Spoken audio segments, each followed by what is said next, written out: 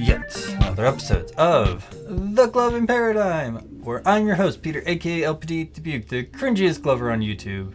Peter, you suck! Peter, you suck! Peter, you don't do anything of value!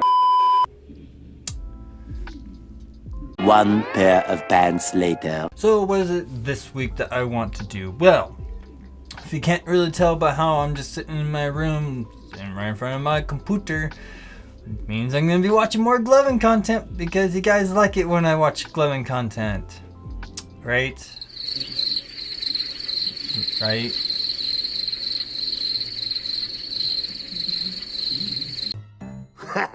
This guy. So yes, we're going back to one of my favorite places on the internet, being pit battles. Yes, we're going to watch more pit battles because in all honesty, people don't realize how great the content is there. You know, it's Gloving content. Yeah.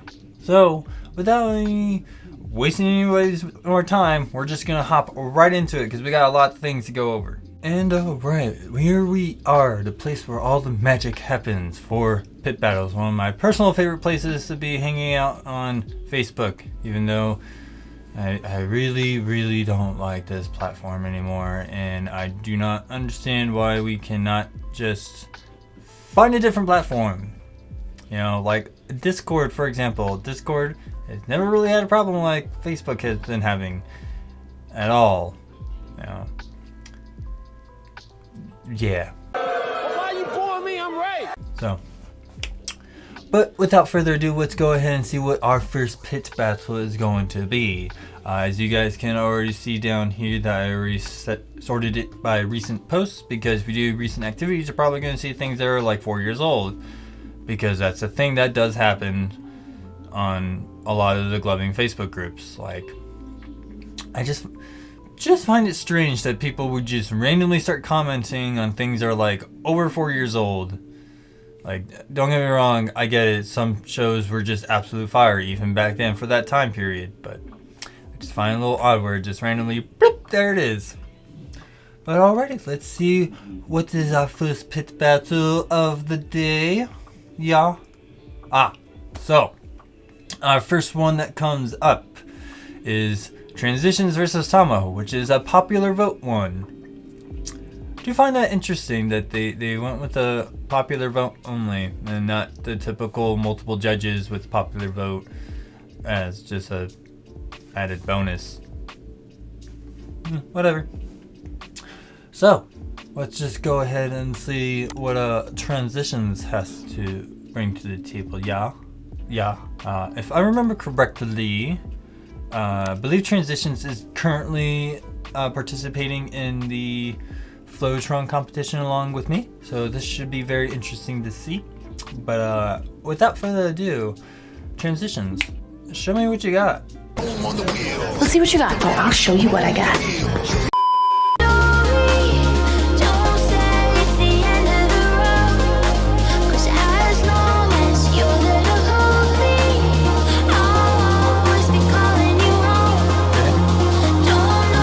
Good intro.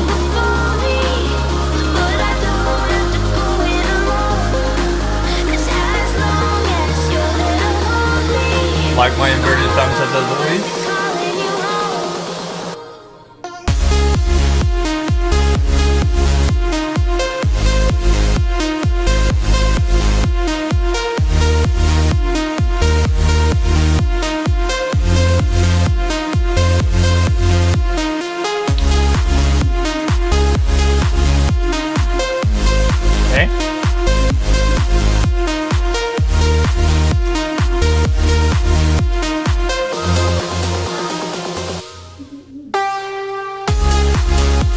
Alright, that was good. Nice little break there.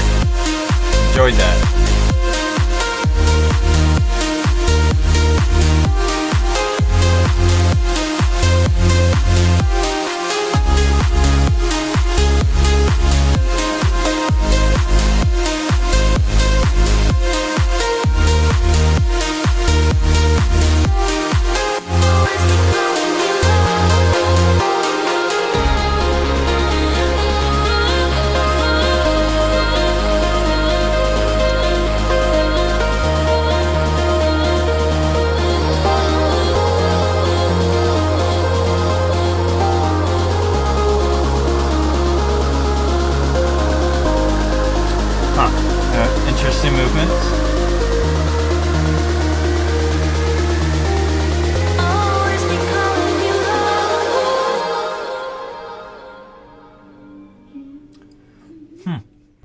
Okay. That was an interesting pit right there for transitions. So, a few things I want to point out. When it comes to inverted thumbs, especially to my audience, you definitely gotta be careful with how you are treating them. And what I mean by that is how you are using them within your show.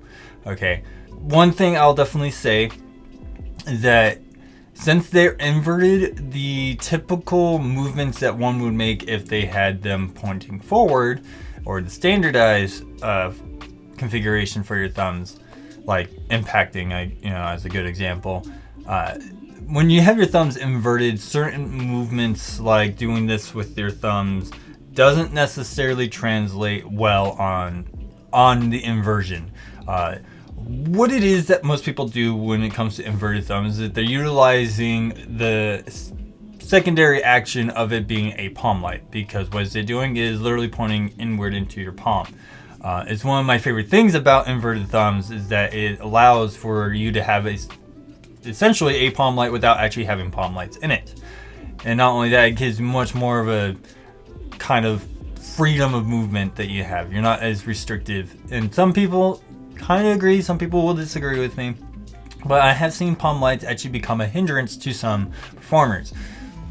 Is it because they didn't get used to it, or they have adjusted their strategy to having those in that spot? Maybe. Sometimes yes, sometimes no. But you definitely want to be careful when it comes to how you're using your thumbs when you are using inverted thumbs.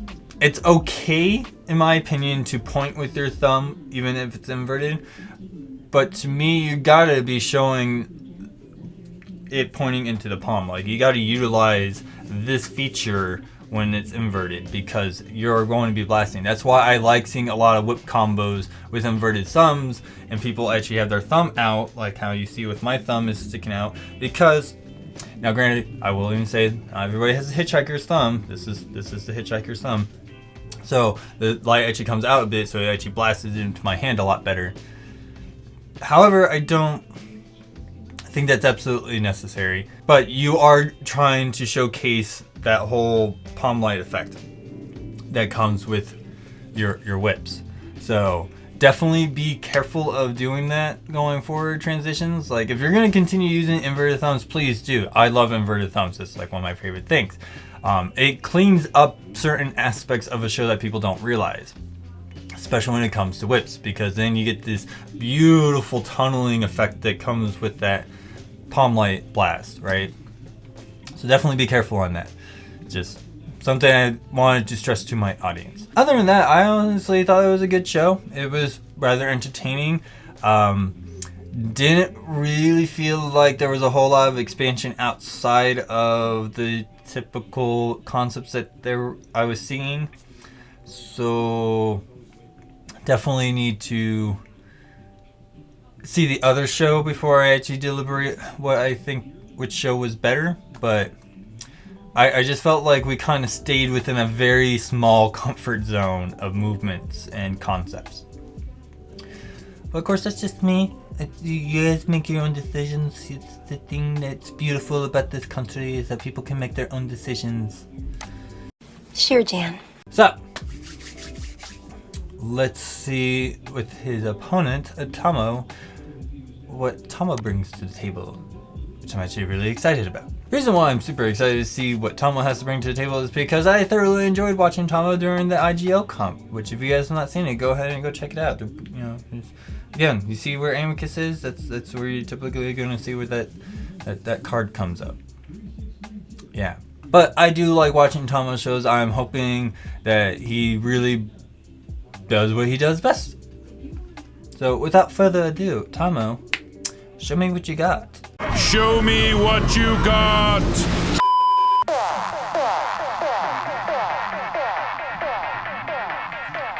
Okay, so we're already seeing palm lights in effect here.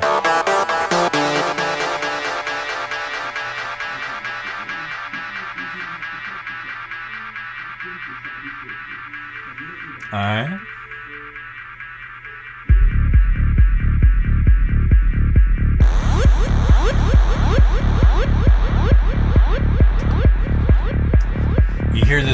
know you're in for an Impact show.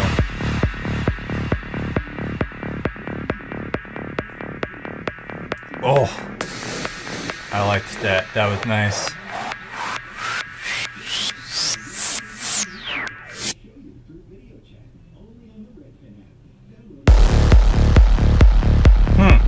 Interesting.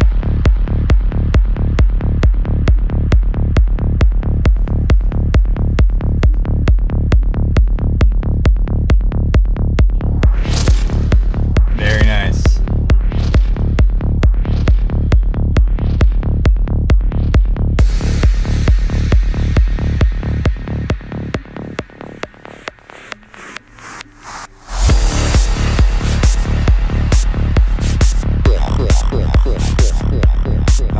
Classic caging.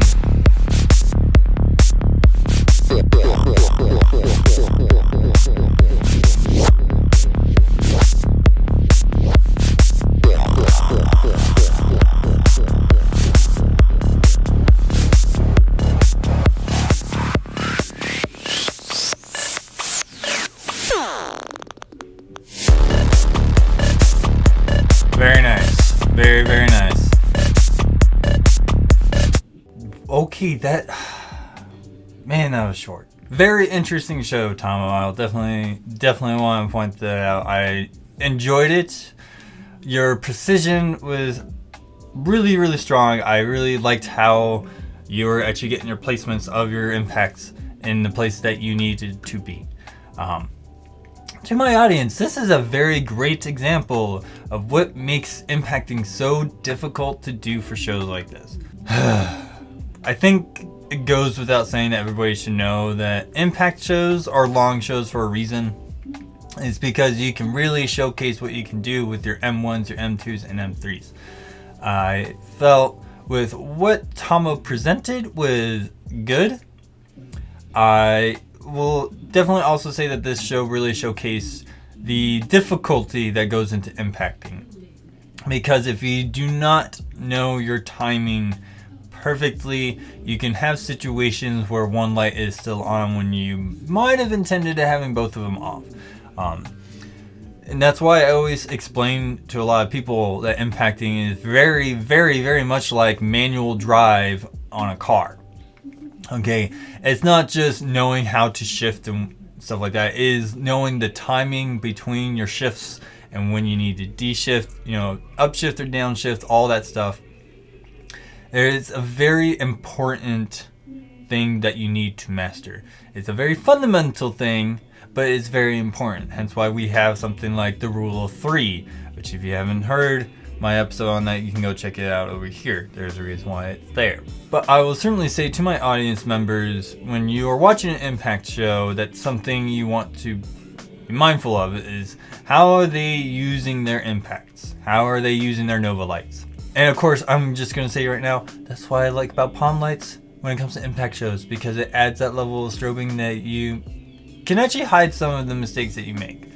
Is that a good thing? Yes and no. You want to have your mistakes be at a minimum. But palm lights, especially within that fashion, really do help hide it. I honestly liked how Tomo's camera was able to kind of help replicate the effects that you get from like strobe caging and things like that. There was a good amount of box theory being used. I felt like when he came out of the box for too long, that was a little too long. That is just my personal preference. If you guys have not even gone and checked it out yet, I even have an episode on the box theory. Go check it out. It was actually a really good one. I really break down how the box theory works and how you can utilize it. And you don't have to be an impactor to use the box theory to its greatest effect. That's why morphing exists. Oh.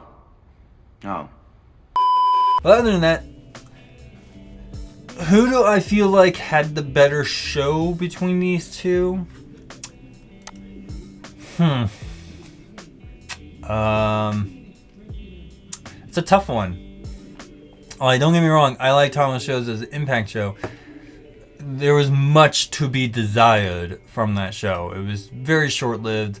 I don't know the parameters of this pit because that means I would have to start digging for that, and I really don't see the need for us to do that. So with what was presented, I mean, there was a lot more variety to a degree of what Tama was doing. So I kind of have to agree with like what the rest of the community kind of did and Juice Tama. However, I did like transition shows. I just wish there was a lot more expansion on the concepts that he was going with.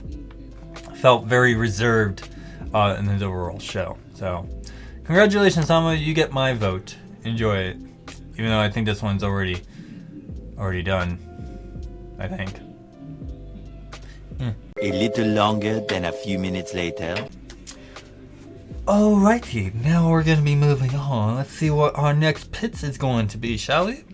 Yeah.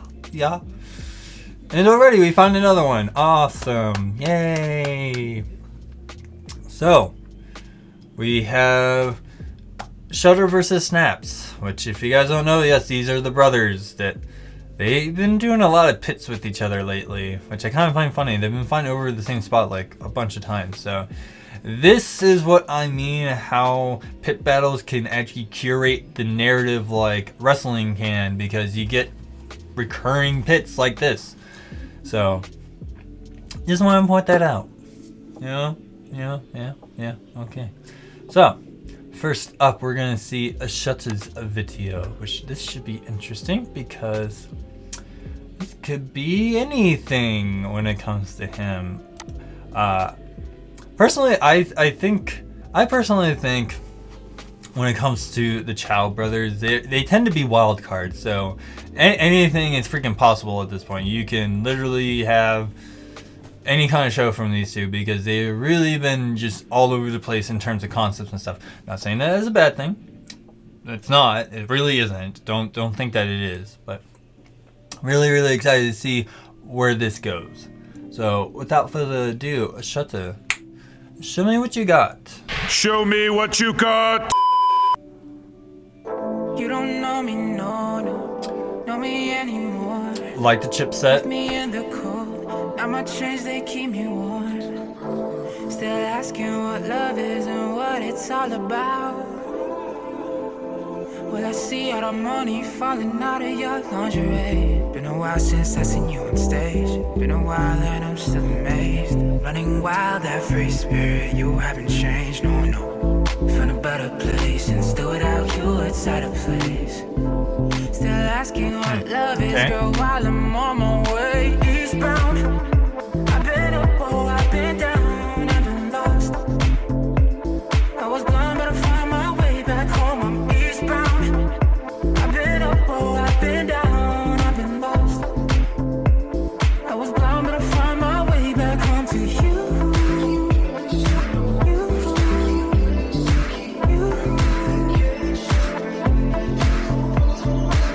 A little too close to the camera there, and a little too low.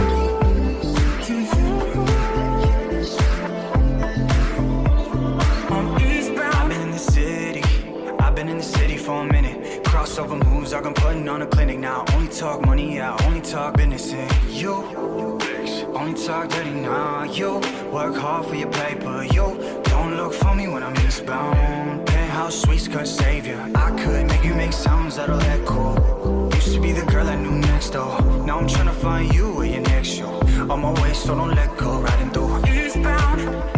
I can see the showmanship starting to be the prominent trait coming out, which I like.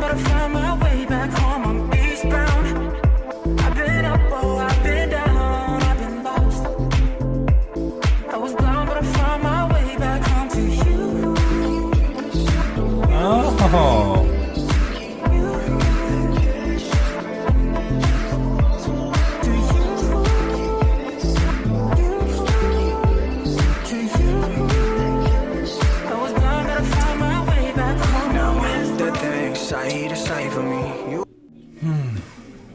Okay.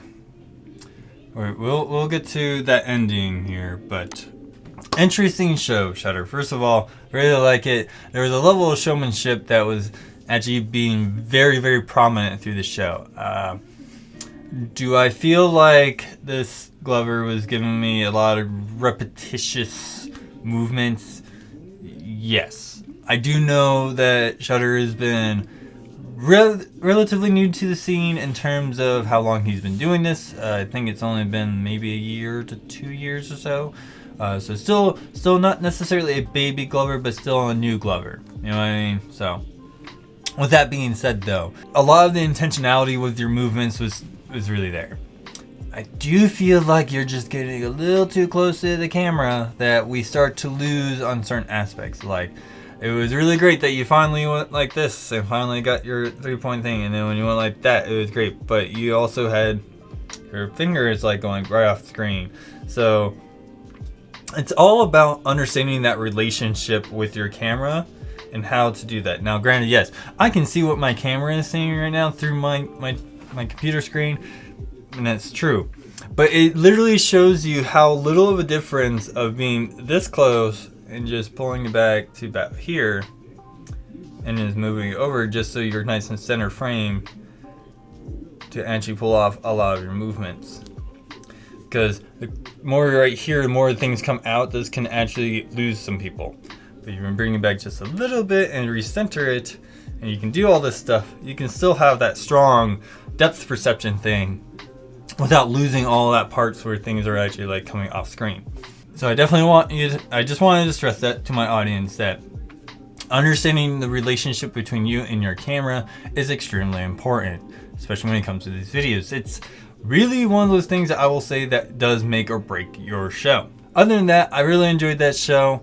I really felt like he just stayed within his comfort zone and just stuck with a lot of liquid and whip combos and concepts like that. So he did try, but he did not put a lot of effort into other types of concepts. So if there's anything that I can say to Shudder, is definitely try to expand on your concepts. You know, take risks.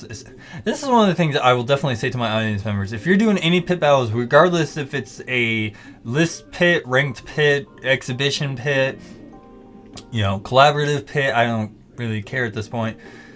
Don't be afraid to take risks. Okay, this is where you're able to test things out, try something out, and if it doesn't work, it doesn't work. But here's the thing, you're going to get the feedback. You need to figure out how to make it work. See what I mean? Yeah? Certainly hope so. Now, let's go ahead and see what Snaps has to bring to the table. Now, I'm actually really excited to see this. I know Snaps is also working, or he's also participating in Flowtron, so this is, you know, this is kind of like a little sneak peek for me to understand and study and see what I need to do when it comes to Flowtron. If he was in my category. Unfortunately, he's not in my category, so that's another thing I also kind of want to point out to my viewers. If you're in a competition and you're doing a particular category like I am with Flowtron, watch the other people that are in your category. They're the ones that you're going up against, basically. So, yeah. However, without further ado, Snaps, show me what you got. Alrighty then. That was nice. Nice timed.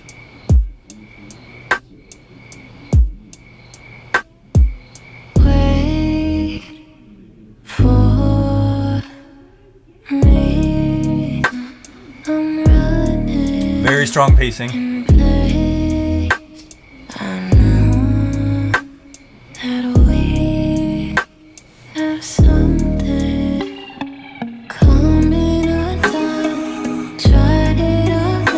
Strong musicality pacing, I will say that. Swimming in your eyes, see through your mind.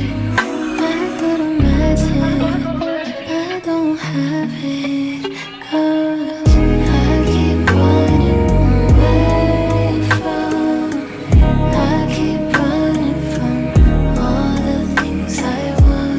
I keep running away from you. Why do I choose to?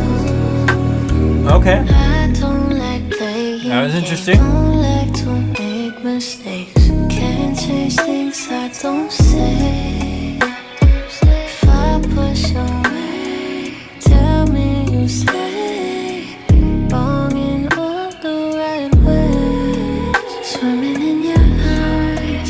See through Alright, that was actually kind of a nice transition to get into the slow chord bass concepts. I don't have it, 'cause I keep running away from all the things I want. I keep running away Alright. Why do I choose to? I like that whole disconnected feeling. That was really cool. Why do I choose to?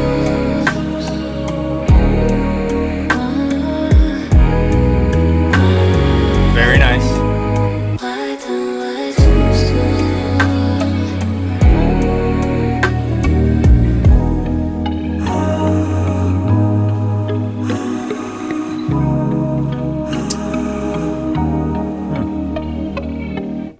So that was a very interesting show altogether, even from both parties on this one. I really liked Snap's show. There was a lot more expansion. There was a lot more intentionality in attempting to take risks and try things, because I know his tech-based concepts, he's not really all the way there, but he has been working on them, and I know he has because he's talked to me about that stuff. So I really like that you took risks, Snaps. It was really cool. One of the things I'll definitely want to point out when it comes to, again, that inverted thumb, you gotta be careful when you're doing that whole pointing thing. If you're going to point, you got to showcase that light doing something, because if you're pointing to the tip of your thumb, you are conveying to me as a viewer that I'm supposed to look at the tip of your thumb, but your light is inverted, so you're going to start causing some confusion. If I'm seeing it in that fashion, I'm pretty sure a lot of uninitiated people who are trying to enjoy the light show might interpret it in that way too. So definitely got to be careful. Other thing I also want to point out is I really liked how he went about a lot of his tech-based concepts and how he was able to transition in, and he did it at proper times of the song. I really felt like the verses part during the song, he went into more tech-based concepts. So he definitely showcased his structuring of a show with his concepts. And being able to structure and block it out in that fashion is actually a good thing, in my opinion. The main reason why I say that is because it shows you putting a level of understanding of storytelling into your show. Okay, the song goes into a different portion of itself, then you adjust accordingly. Not only does that show you understanding how listening to cue changes and knowing when to actually shift and transition, but it also shows that you are taking into consideration of how to transition. That was one of the things I liked. Now, I will certainly say you can tell when he started running out of ideas in his tech-based concepts, because he would go right into his flow-based concepts relatively easily. However, did like your transitions. It out. So if I had to give it to somebody, I'm going to have to give it to Snaps, because man, that was really good. You know what I mean? And basically from what it looks like, yeah, even the poll kind of agrees with all that. So Snaps, you get my vote. Enjoy it. Oh, thanks, man. Alrighty, now let's see what we have next on the docket. We only did 2 pits, now we're going on to pit number 3. See what pit number 3 is going to be all about, shall we? Yeah, I think so. It's going to be really interesting. 20 minutes later. Alright, here is our next match, and it's Mute versus Flipper. Alright, it's going to be very interesting, in my opinion. Now everybody should know that Mute is a fellow team member on Team ISO. I'm still being prospected for that team, which is kind of nice. Oh, good for you. I also know that Mute is also doing Flowtron as well. He's doing it with Inky Boys, so this should be a very interesting little insight. If you're part of Flowtron, when you know other members of any teams who's participating in Flowtron, you might want to pay extra attention to. Just want to point that out. Without further ado, Mute, show me what you got. Okay, Boomer.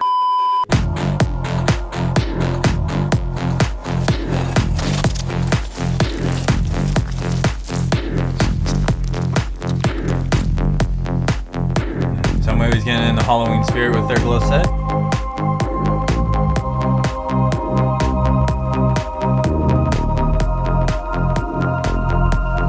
Alright. Never look back.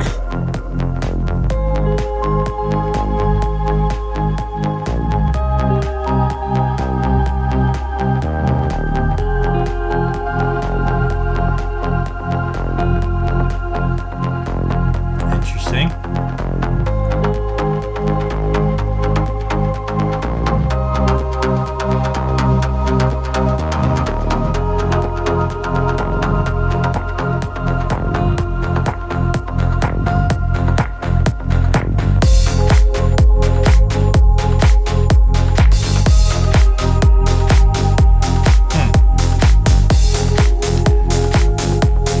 Interesting mentality when it comes to your tech-based concepts.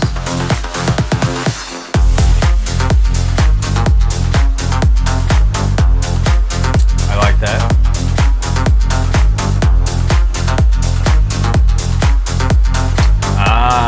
Mode changes. Nice little toggle.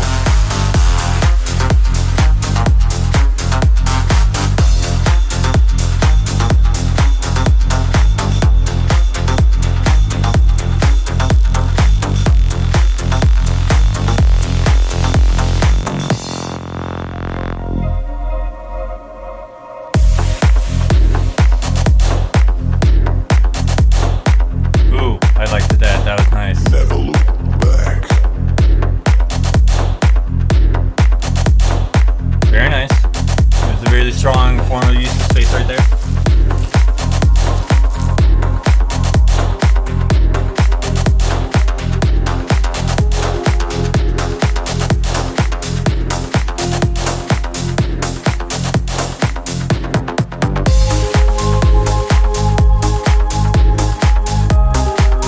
Okay, so let's talk about Mute's show, shall we? I really liked what Mute threw. Was there some hesitation in terms of his intentionality, what he was throwing? I kind of felt that. Again, I will leave that up to my audience. Let me know down in the comment section how you felt about any of these shows, really. But I did like what he threw. He definitely brought in the very interesting choices with his movements.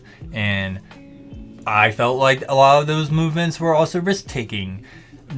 I know Mute's shows. He knows tech-based concepts. He knows flow-based concepts, and his transitioning in between all that stuff was really, really strong. One thing I want to point out that I don't think a lot of people talk about when it comes to mode toggling and going into a different mode, your timing of doing so is absolutely crucial. You know, in a way, toggling into a different set is a transition in and of itself. And I should know this, considering that I'm a phaser, and that's what I like to do a lot. If you actually watch my entry round and round 1 or round 2, I gotta double check to see how that's all set up because it's been very confusing lately. But I don't think we need to go any further on that. It is absolutely crucial of when you go to toggle into your next set or your next configuration, depending on how you're doing your toggling. To me, when he went to do his thing, yeah, he went really, really fast to do the change. And, you know, doing this is a perfectly acceptable way of doing your mode changes. It keeps the things going and you're kind of hiding your toggling. You know what I mean? It's a very, very classic thing that you're going to see a lot of glovers do when it comes to that. Now, it's all about that timing when it comes to the song. To me, a perfect point to do that, if you know there's going to be a cue change, there is something that's cued to change in the song, that's when you want to hit those changes, right? Now, for somebody like me as a phaser, I don't just immediately do all my color changes all at once because it becomes too obvious, and I know not everybody wants to follow that, and that's totally fine, but you definitely want to change at those moments where the song really changes. Like there would be a hi-hat symbol that, you know, makes a nice little crescendo to set off the next chain of events within the song. that's a perfect time to do a mode change, because then you go boom, boom, and you know, bah, there it is. You know, you got something's different with your set to reflect that there's something different with the song. Okay, so I will never discount anyone doing mode changes and doing mode togglings, right? But you got to be very careful of when you do it, and you got to do it perfectly timed with the song. That's why I kind of tell people mode toggling, just like with impacting, your precision and timing is absolutely crucial, because that's what's going to sell it to your viewer. So I definitely wanted to point that out to my audience. You gotta be very, very careful. I think I need to maybe make my own episode on how to do mode toggling and the variations of how people do mode togglings. You know, we got Flo's version of how to do it. Starlight has a version of doing it. I have my own version of doing it. You know, everybody has their own version. Impactors have a beautiful way of doing it. So, just want to point that out. But other than that, really enjoyed Mute's show. I always have a level of enjoyment.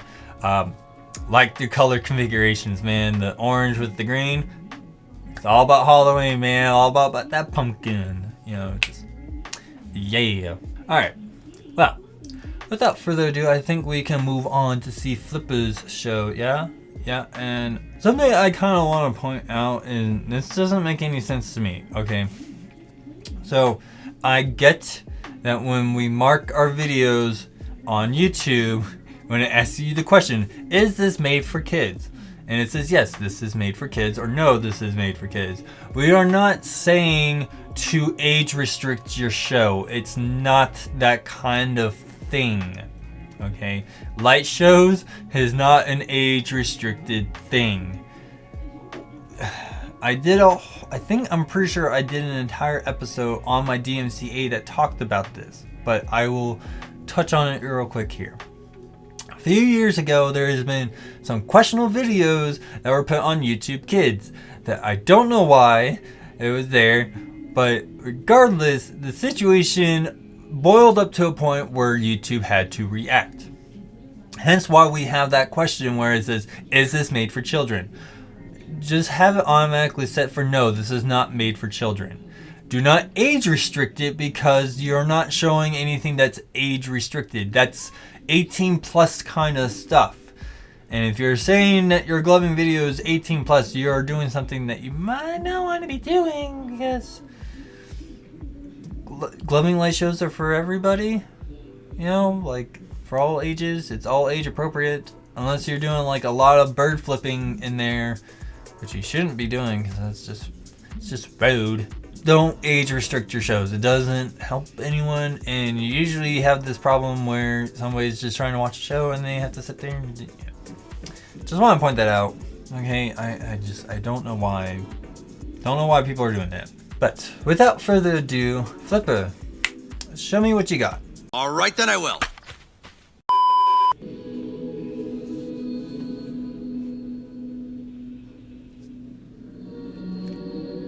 Or you have a feeling that it's not overlaid.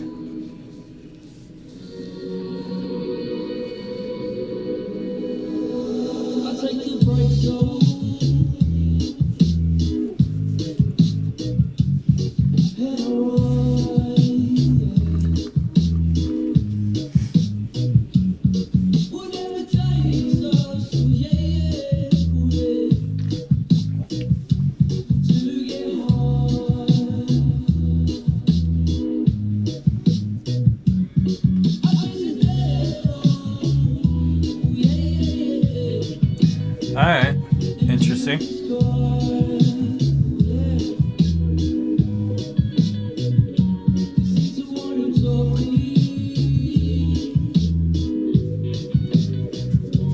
Nice forced perspective platforming techniques there.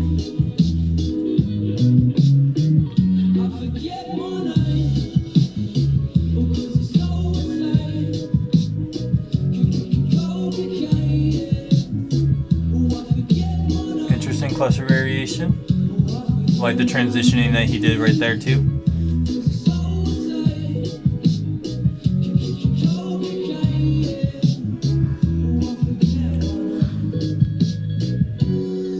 Interesting. I kind of like the whole inverted 45s.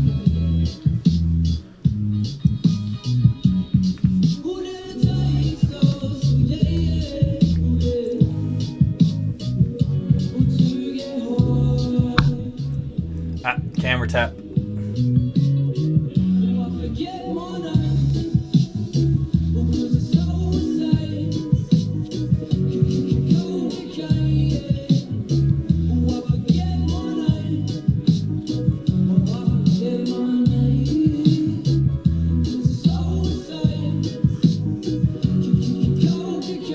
Very strong tech-based concepts. The angles are very, very clean. Oh, second tap.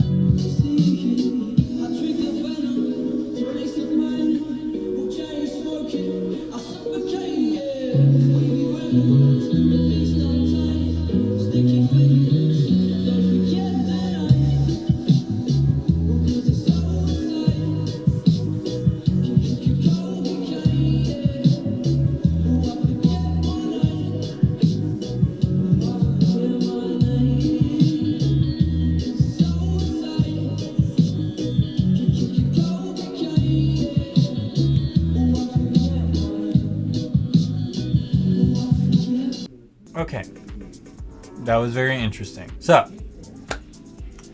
what do I need to say about this? Wow, Flipper's show was very interesting all the way around.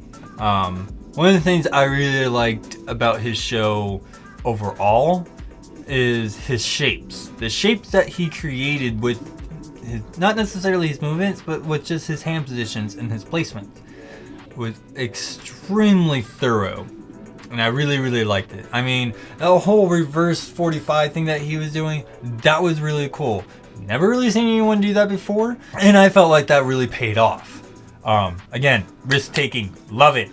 Want more people taking risks. That's the entire idea. However, the other thing I also want to point out is, man, I really think Joe's the reason why I'm like this now, but audio overlay is so very important. And the reason why I want to say this is because there are certain subtleties within a song that you might be hearing that if you don't hear it overlaid, we are not going to pick up on it, because surprise, surprise, camera audio is not that great at picking up all the little subtle little details within a song.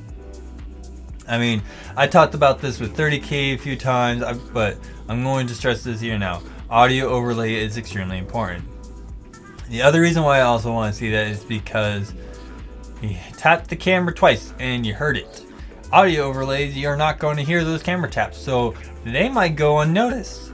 Unless there's somebody to the trained eye like myself, I'm going to notice it. But I definitely want to stress that audio overlay is very important. And if you can't do the audio overlay, you can always pay me $5 and I'll take care of it for you. It helps me out, it helps you out with better quality content, it helps me out with funding to make better quality content. You know, just saying. I'm offering my services to help out the Gloving community. It's the way I give back to it. No, I don't really feel like it. But the other thing I also wanted to point out is I really just thoroughly enjoyed the relationship that Flipper had with his camera. Like when he went to a lot of tech-based concepts, definitely kept a lot of it within the camera frame so I can actually understand what he was doing. Do I feel like I got a good amount of the depth within his tech-based concepts and the grid work? Yes. And he was able to keep it all within the camera frame. So I'm not saying that Mute didn't do that, but I just thoroughly enjoyed that. Now, if I had to choose between Mute or Flipper, it's a toss-up for me. You know, both of your shows are very, very equal. If I wanted a much more tech-based concept show, I would go with Flipper. If I wanted a little bit more of a flow-based concept show, I would go with Mute. So, it's very interesting to see where this is, where it ended up, and I think overall, I think I'm gonna go with Flipper. I just really enjoyed his show just a little bit more. No offense, Mute. It was just something I enjoyed a little bit more. However, I feel like a lot of people might have knocked on Flipper because he tapped the camera twice, which is a big thing. You know, and again, that's why the audio overlay is so important, so you can actually hide those certain sounds. That's what I like about doing audio overlays, so you guys don't hear all my mode changes and all my clicking. Because if you can hear that, then you guys know when I'm doing it, and you lose the illusion that I'm trying to go for when it comes to that setup. So, yeah, at the end of the day, I'm definitely going to hand it off to Flipper because I just enjoy that show a little bit more. Just for future reference, audio overlay is important. $5 is all it takes for me. And the window has passed, so yep, that's fine. But I'm giving it to Flipper. Alrighty, for the last match of the day, since I usually only like doing 4 pits, we're just gonna go find the next one that we need to see. Yeah. 346 minutes later. Here we go. Our last match of the day is going to be Mettasun versus Danny Phantom. Wow, this should be interesting. Either way, so let's go ahead and go with Mettasun first. Let's see what he has to bring to the table. Yeah. So, without further ado, Mettasun, show me what you got. Show me what you got. I want to see what you got.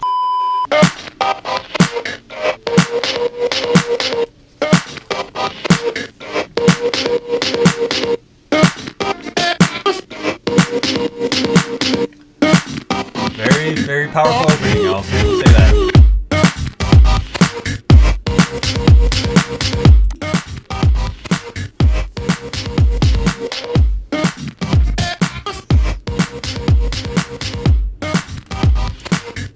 Nice switching into those king tuts, man. Just want to point that out, it's really nice.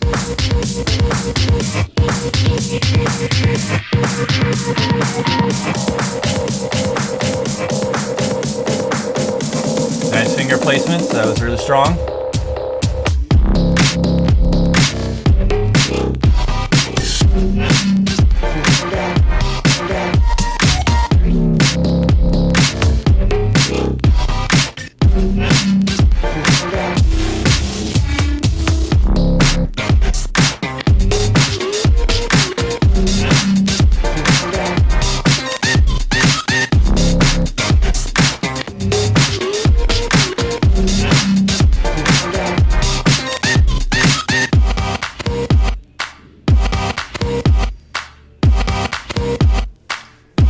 Interesting pacing to the song.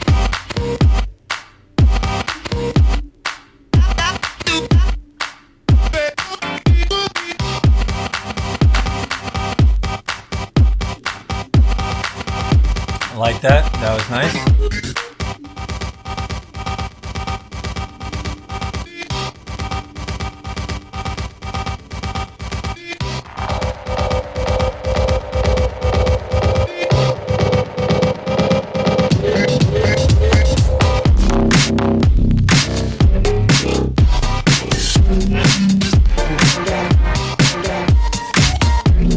Okay.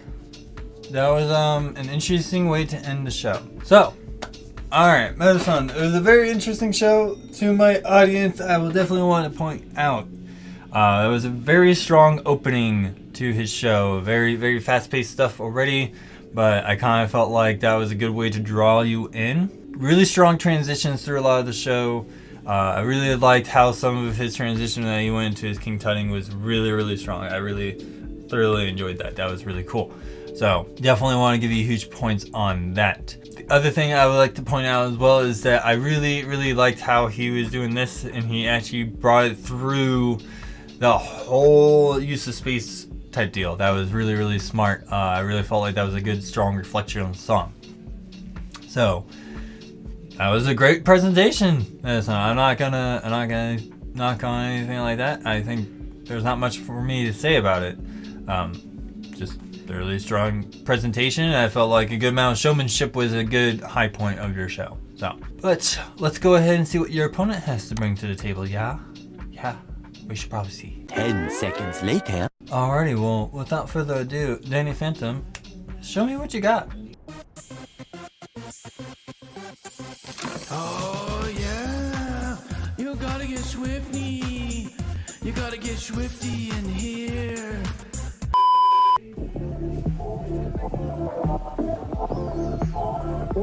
Interesting that we're in a bathroom.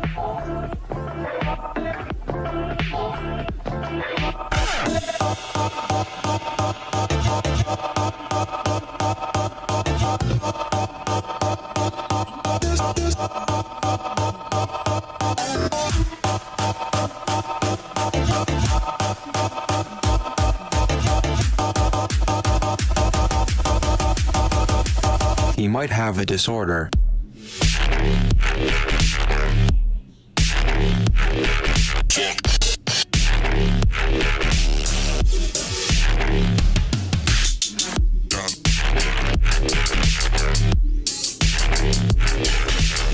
Nice. That was really nice.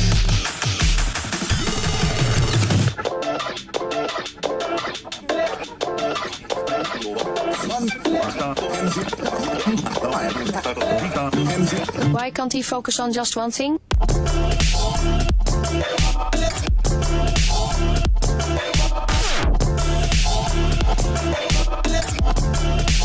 Why can't I focus?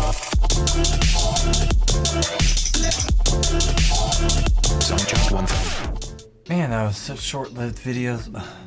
I get it, guys. I get it. I get it. Some pit battles are just really, really short. But man, do they leave me with so much to be desired. Okay. Though I really don't try to hold that on the performer as, you know, a level of merit. But with that being said, let's go ahead and talk about this show. So, Danny really liked the show. Those wiffle balls, man, the wiffle ball diffusers. Man, they look so good when it comes to clusters. I don't know why. I just like them for clusters. They're just really nice. Find it very interesting overall. Definitely had a good strong sense of pacing for your show. You had a very strong sense of what you wanted to do. There was a good strong level of intentionality going on through your show. Your transitions into your clusters was very interesting from your liquid. I thought that was interesting how you transition into it instead of transitioning out of it into your liquid. So I definitely want to point that out. I like transitioning into clusters from liquid more than transitioning out of clusters into liquid. So I just want to say that.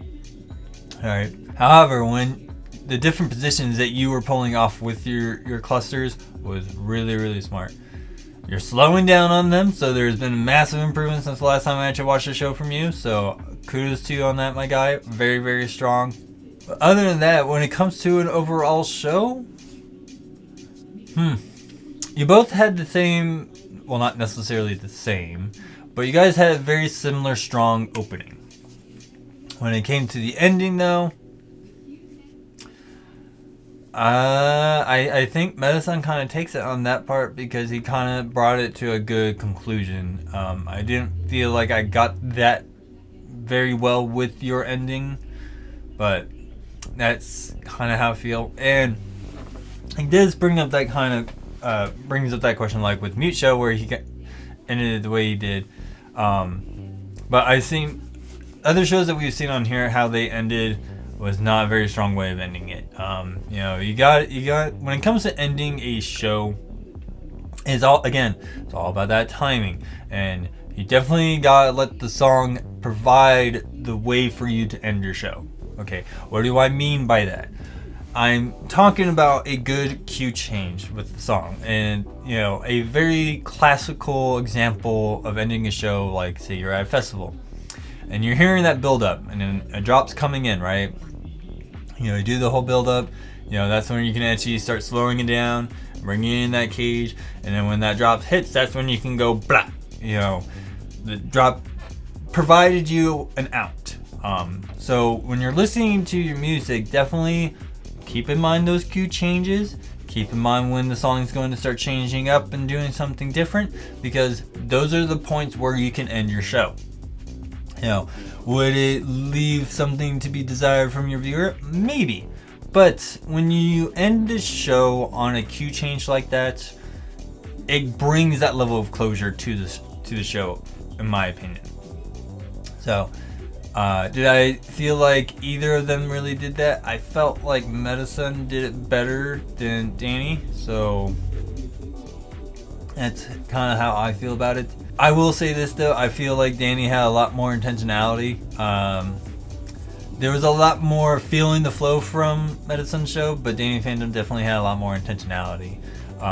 And really has come along from the last time I saw a show for him. So yeah, I think overall, I think Danny took this one for me. So he gets my vote.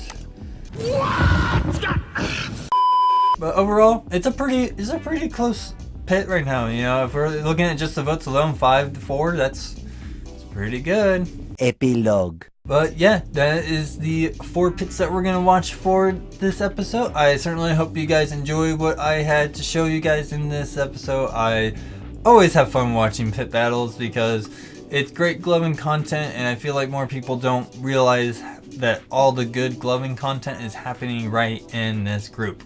You know what I mean? Everyone wants to sit here and pull this, oh, pit battles is all about crap talking and blah blah blah blah blah blah blah blah blah. Yeah, but if you look at wrestling does the same thing. They do a lot of crap talking to each other, and then they have their matches, and then we get a winner. Like, that's what I like about pit battles. Not only that, is it you just get a lot of light shows you watch, you know, and you really actually see people's development in pit battles, as opposed to like Glover's Lounge, where, you know, a lot of people are just way more intimidated about posting shows period there than, say, pit battles. Who said that? One of the things I'll also point out is a lot of people have asked me about like going into pit battles. You don't have to try to join the list. If you want to get on the list, get on the list. That's totally fine. But if you just want to like dip your toes into pit battles, ask somebody, you know, call somebody out for an exhibition pit.